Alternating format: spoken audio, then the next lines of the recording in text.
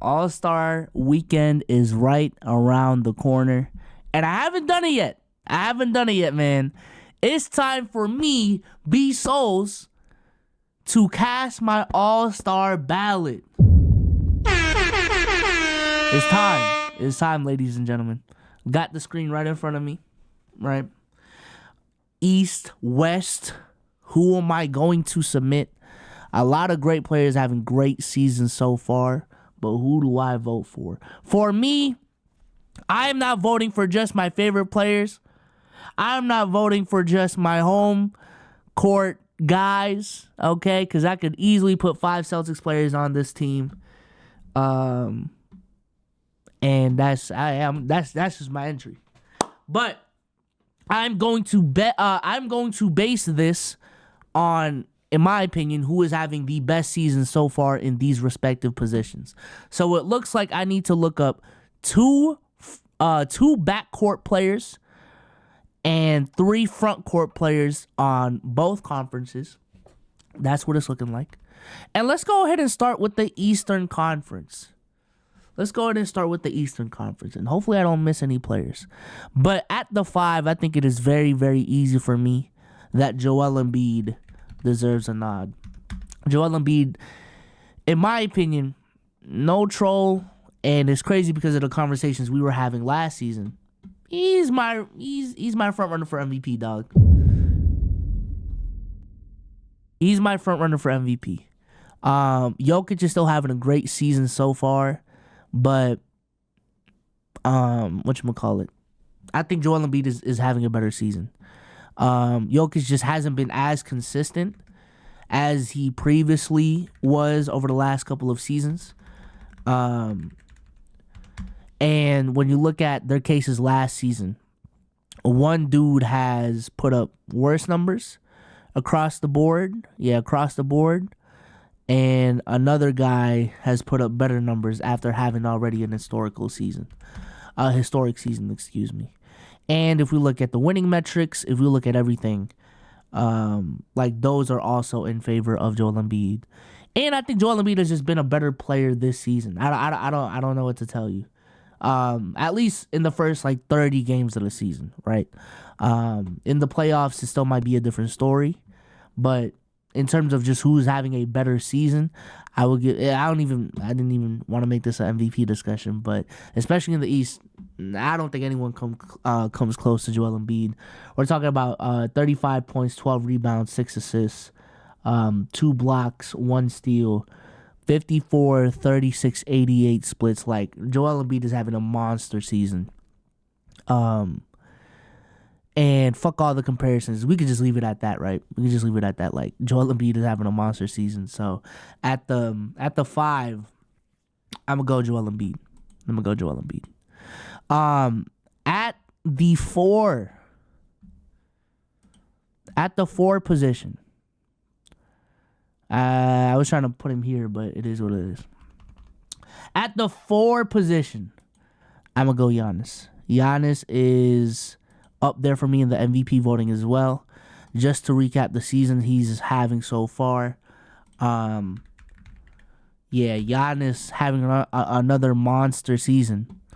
Putting up a career high in points after putting up a career high in points. Yo, Jokic, Embiid, Giannis, and Luka have just been making a mockery out of the fucking MVP discussion over the last couple of years, dog. But yeah, he's putting up 31, 12, and 6. 60% from the field. We know about his shooting and his free throw percentage. So it is what it is. But another dominant season from one of the greatest players of all time. I am willing to stamp that right now. And I just want to say we shouldn't be taking these numbers for granted, but we are taking these numbers for granted.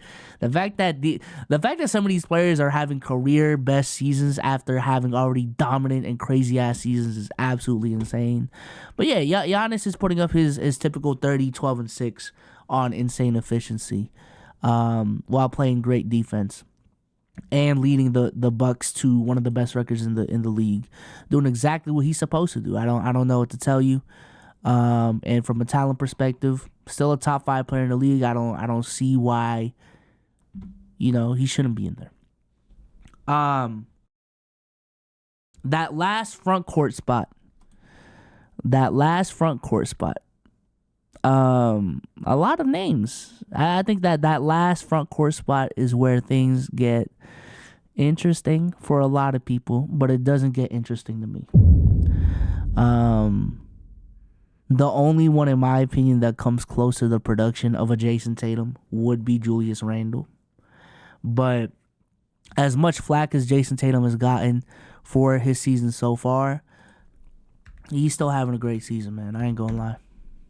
He's still having I want to say great, but good to great season. I still think he can play better, but 27 points is 27 points. Eight rebounds to go along with it with 4 assists is fantastic. He's been playing really good defense so far this season.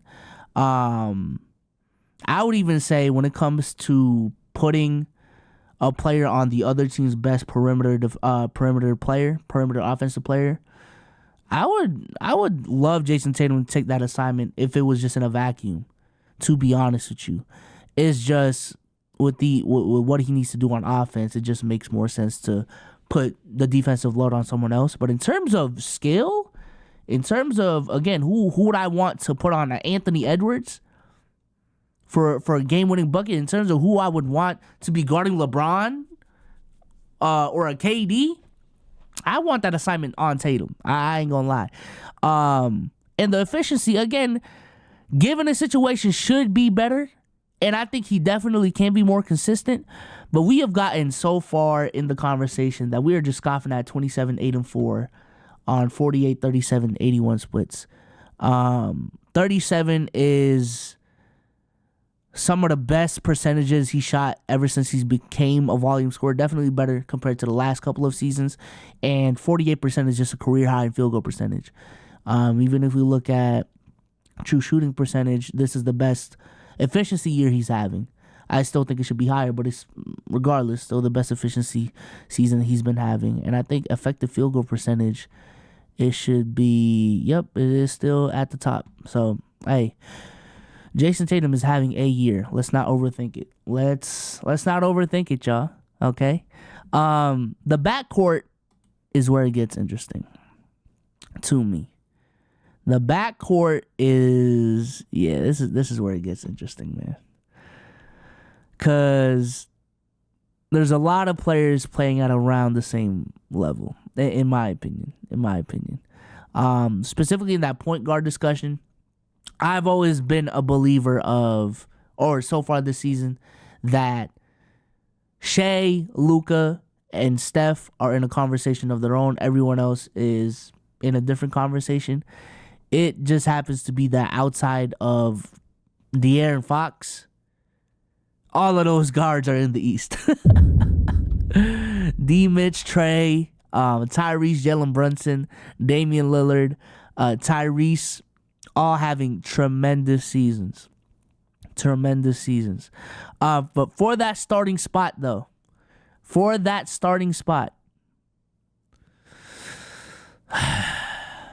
damn, a lot of great names, y'all.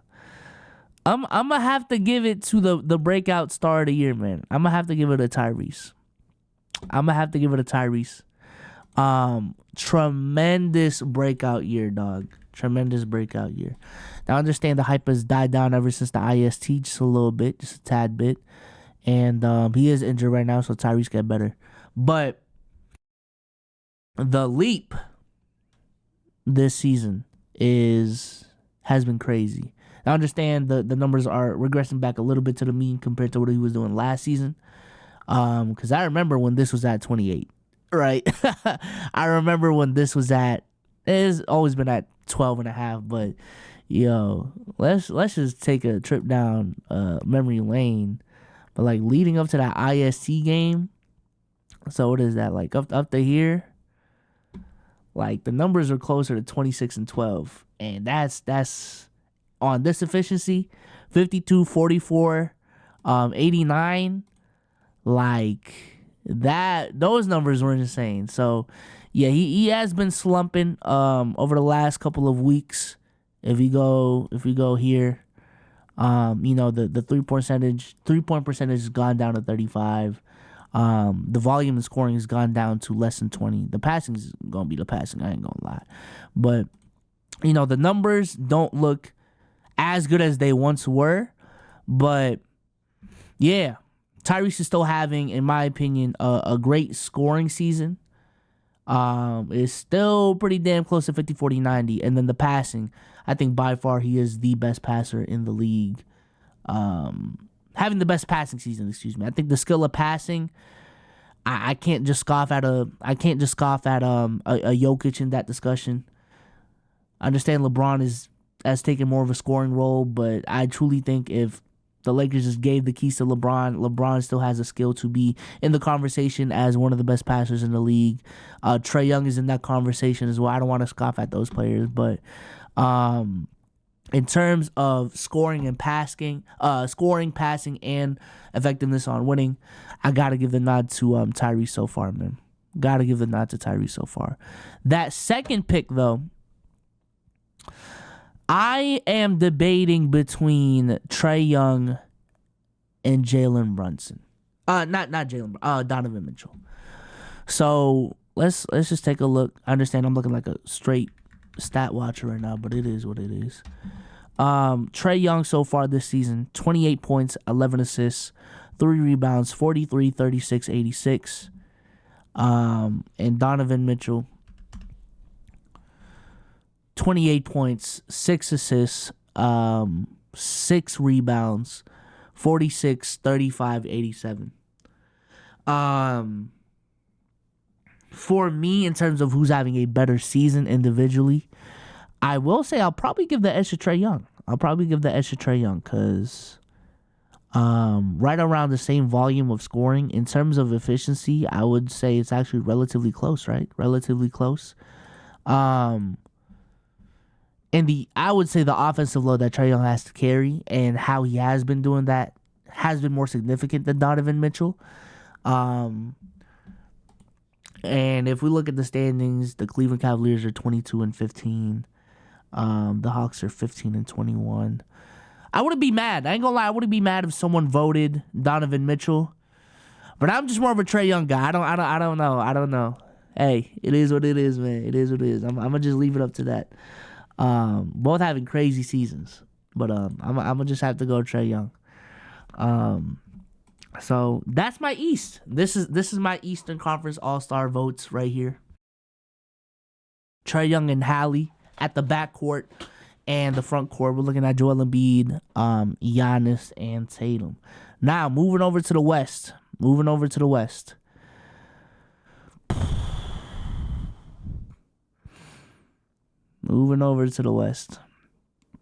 to keep it a stack. I'm mad that D-Book and Steph Curry have been slumping recently. And I can only go off of what I've seen so far leading up to this recording. But I still believe Steph is the better player between SGA and him. But this season so far, SGA he's just been having a better season. I'm sorry. He's just, understand, the value that Steph Curry's shooting provides. But still, all things into account, SGA has just been having a better scoring season. I'm sorry. He's been better defensively. Passing is right around the same. If anything, it's in favor of SGA. And he's been winning more. So I'm going to give SGA and Luka, who's putting up 34, 9, and 8. I'm going to give the backcourt pretty easily to Luka and SGA. The reason I brought up Devin Booker is because, I swear to God, when Devin Booker first came back, bro, because I think he missed the first couple games of the season. Bro, Devin Booker was putting up some crazy numbers. He's been slumping recently, but I think like this stretch right here, was it up to here? Maybe even more. But let's see what the numbers say. But yeah, like the first 15 games he played, D-Book was like 28, 8 and 6, 49, 43, 92.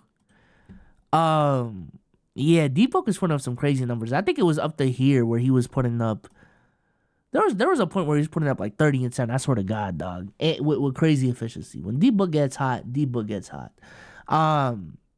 But yeah, I'm gonna give the nod to SGA and Luka.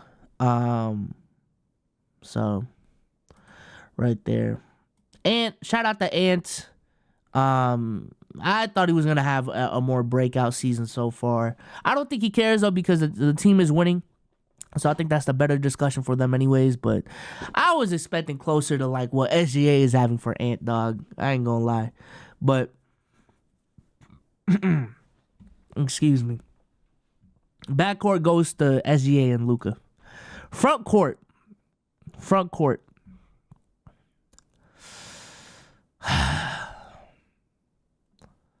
KD, Jokic, AD, LeBron, Kawhi, Laurie, Paul George, Brandon Ingram. And I think that's really where the discussion stops. Gotta give the nod to Jokic. Like I said, he hasn't been as consistent as he's been over the last couple of years, but this dude has been the definition of consistency for the last couple of years. If anything, he has raised the ceiling of what consistency means in the NBA at that volume. But regardless, he's still damn near averaging a triple-double, dog, like a 25-point triple-double, 26, 9, and 12.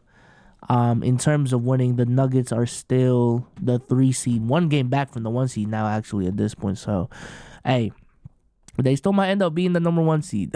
You know what I'm saying? So, Jokic is still doing his thing. There's no reason why he shouldn't be a starter in the All-Star game. That the next 2 slots, though, how I rank KD, AD, and LeBron so far this season is where things get interesting. I think Kawhi would be in this discussion if he wasn't slumping the first half of the season.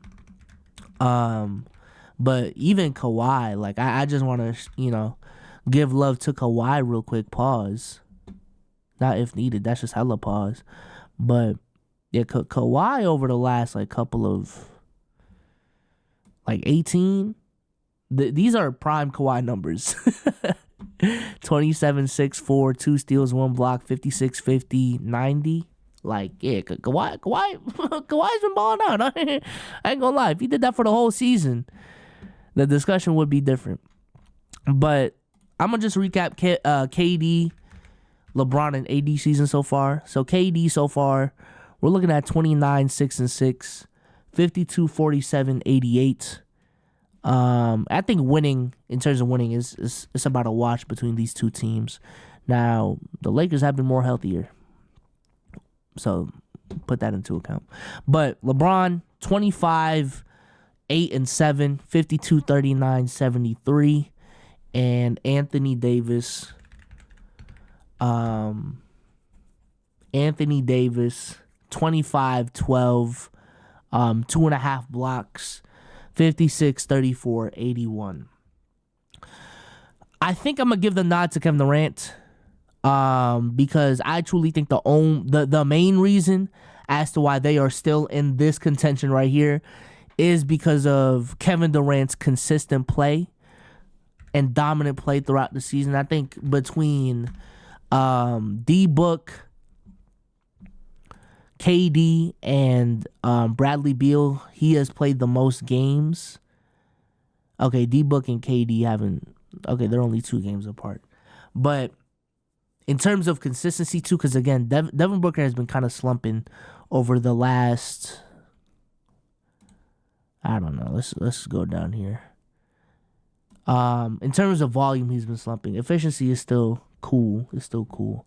But Kevin Durant has been the consistent rock for this team at pretty much 30 points, 6 assists and 6 rebounds on insane efficiency.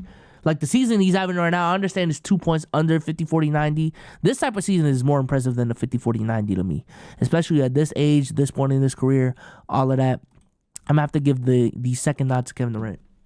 Now, with that last vote between AD and LeBron, Who's more valuable between the two at this point? Who's played most? Who's played more games? Let's do that. I'm not gonna base it on just games played, by the way, chat. But who's played more games? I just want to know. Played damn near the same games, man. Damn. This is a weird discussion because these two guys, like, they just provide completely different skill sets, right? I think in terms of value on both ends of the court, I do think Anthony Davis is more valuable just because you're losing the rock of your defense with AD and you're losing 25 points per game on the other end. With LeBron, LeBron has been good defensively this season. And he is better on offense. But I don't want to scoff at LeBron too because his value offensively, I mean, he's still more consistent than AD in my opinion. And in terms of playmaking, boy, what would this team offensively look like without LeBron's playmaking, dog? Like, holy. And I understand you can say the same thing with AD on the defensive end, but this is an offensively driven league. And LeBron, when he's off that court, you're looking at Austin Reeves and D'Lo replacing that backcourt production. That's ooh.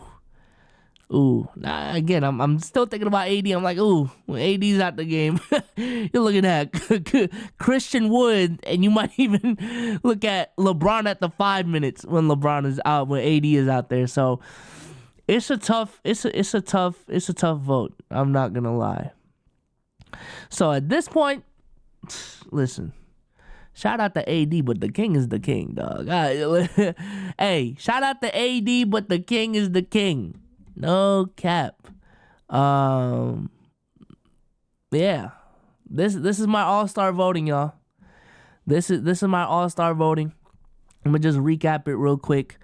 On the East, I got Tyrese and Trey, Joel Embiid, Giannis, and Tatum. Over on the West, I got Luka, SGA, Jokic, KD, and LeBron. And AD really made it tough. That's probably not going to show in a screenshot if the screenshot goes out. But trust me, it was debatable between LeBron and AD. Review and submit. Okay, now I just got to sign in. But, yeah, shout out to y'all, man. Appreciate y'all.